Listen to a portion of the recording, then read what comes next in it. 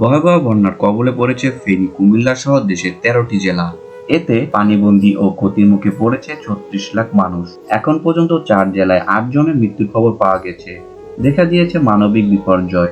এমন বিপর্যয় সামাজিক যোগাযোগ মাধ্যমে সরব হয়েছেন ক্রিকেটাররাও। গতকালই কথা বলেছেন তাওহিদ হৃদয়, শরীফুল ইসলাম, রুবেল হোসেন। আজ ভোরে বার্তা দিয়েছেন সাবেক অধিনায়ক মাশরাফি বিন মুর্তজাও। এবার লম্বা এক স্ট্যাটাস দিলেন তামিম ইকবাল। আজ শুক্রবার দুপুরে ফেসবুকে দেওয়া স্ট্যাটাসে মাশরাফি বলেন, ফেনী, কুমিল্লা, চট্টগ্রাম, খাগড়াছড়ি, নোয়াখালী সহ দেশের আরো অনেক এলাকায় বন্যার বহাল ছোবলে আক্রান্ত। কঠিন এই সময় আমাদের সবার দায়িত্ব দুর্গতদের সহায়তা করা। ব্যক্তিগতভাবে কাকে কার পছন্দ, কাকে অপছন্দ, কার কি মতবাদ, এইসব ভাবার সময় এখন নয়। কাঁধে কাঁধ মিলিয়ে সবাইকে ঝাঁপিয়ে পড়তে হবে মানুষের পাশে থাকার জন্য।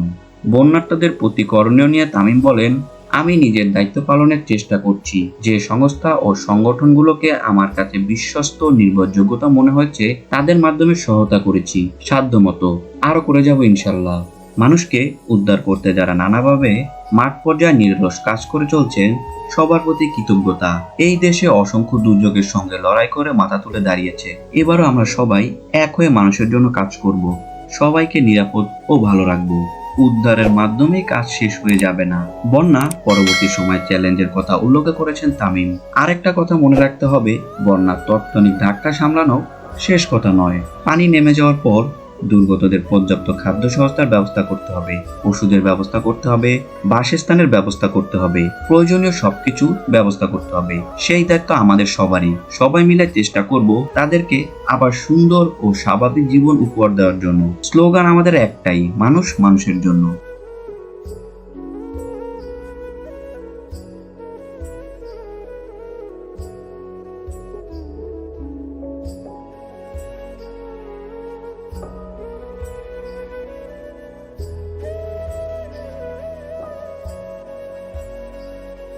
ভিডিওটা শেষ পর্যন্ত দেখার জন্য সবাইকে অনেক অনেক ধন্যবাদ।